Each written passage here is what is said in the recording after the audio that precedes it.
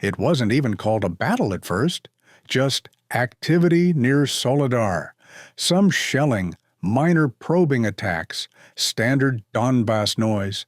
That's how it was listed in morning reports, until the night when every channel on the Ukrainian command net lit up at once. 3:27 a.m. The first full-scale wave hit the eastern industrial zone. Wagner units, mostly convicts, pushed in tight formation straight into a choke point that should have been suicide. But they weren't meant to survive.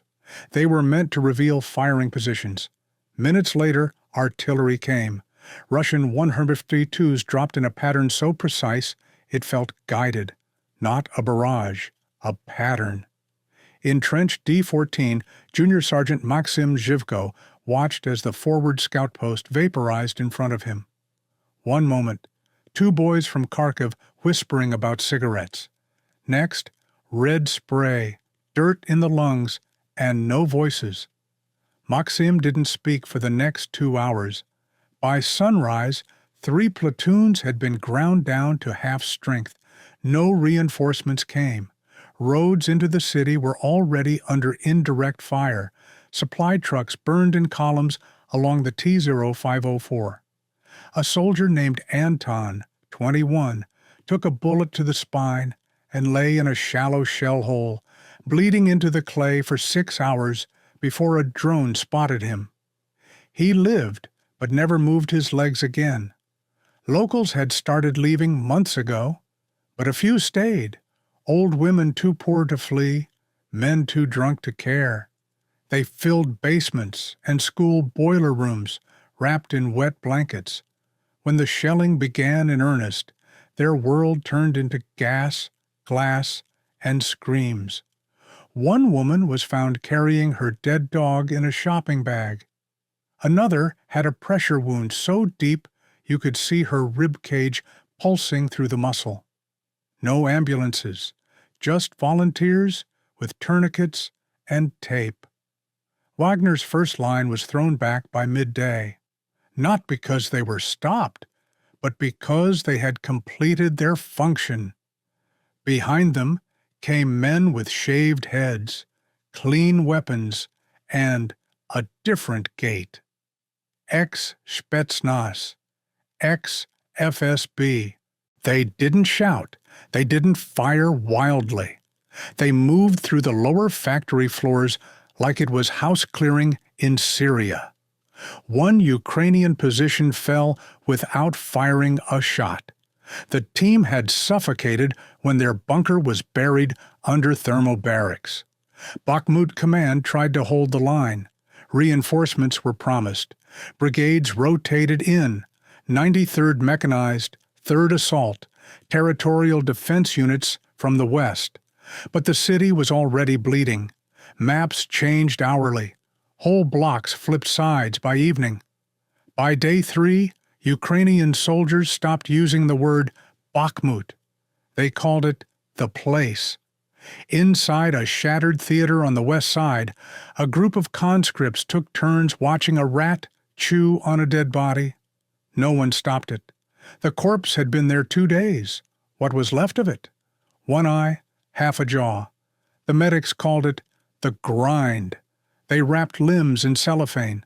One girl, 18, spent 9 hours holding a man's intestines in place. He still died. At HQ, power was intermittent. Maps were printed by flashlight. Commanders stopped asking for names, just numbers. 19 KIA, 4 missing, 11 WIA.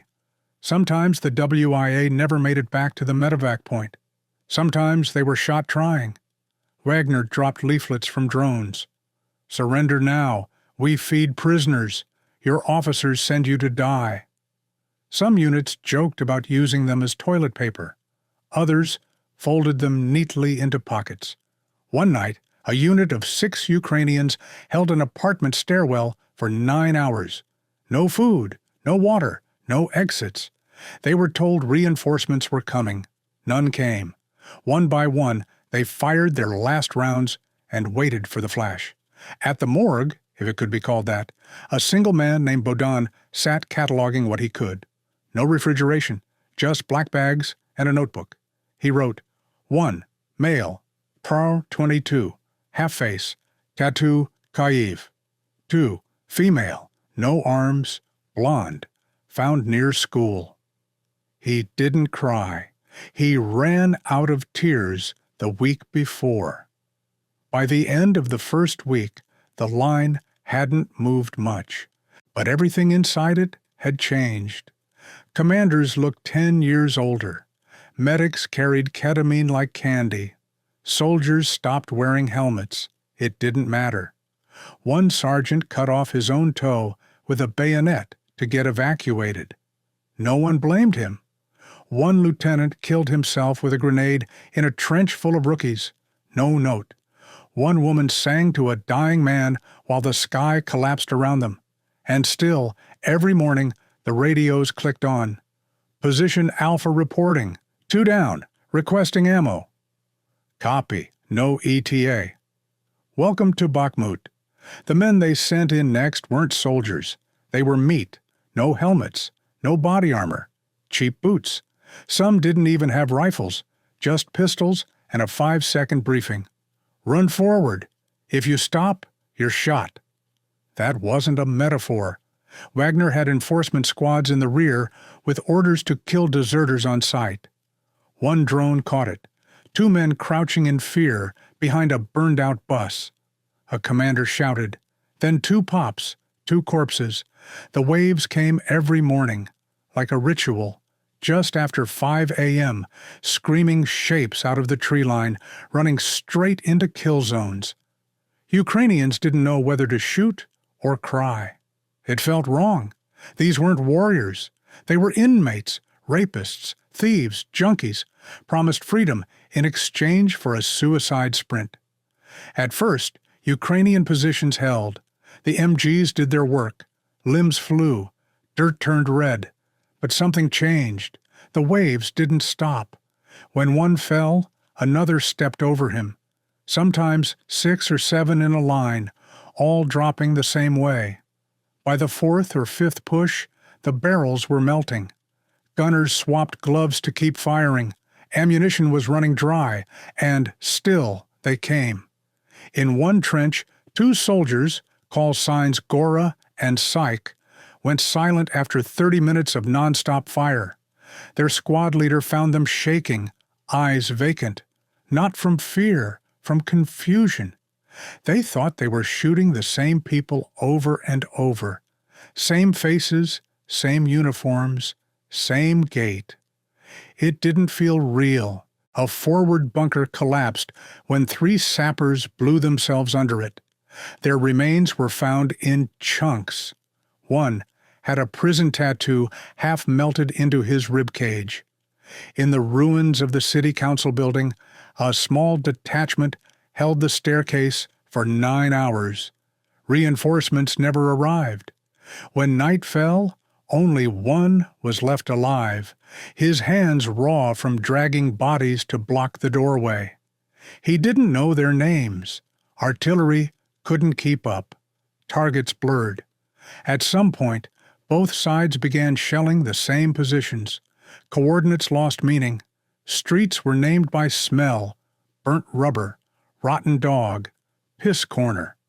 One Ukrainian unit counted 67 enemy bodies in a single alley. No one came to retrieve them. They froze stiff overnight, stacked like driftwood. Eventually, the smell got too much. They set fire to the pile. Wagner didn't care. For every 10 dead, 20 more came. Prison buses rolled in every 3rd day. Medics stopped logging deaths, just burned the notes and handed out morphine. Some soldiers began to hear voices. Others didn't speak at all. One was found laughing beside a burned-out BMP, eating dry cereal with bloody fingers. In the northern sector, a drone spotted something strange. A group of Russians digging graves, shallow pits, 6 across. But they weren't burying their own. They were making room for the next wave. A sniper, known as Kurt, recorded his kill log on a cigarette pack. After 38, He stopped, not because he ran out of room, but because he ran out of belief. "I don't know if they're even alive when they run," he said. "They don't scream when hit. They just fall." The meat grinder wasn't a metaphor. It was a system. Wagner used convicts to exhaust, expose, and confuse. Behind them came professionals, clean, precise, deadly. Ukrainian soldiers had to fire at both.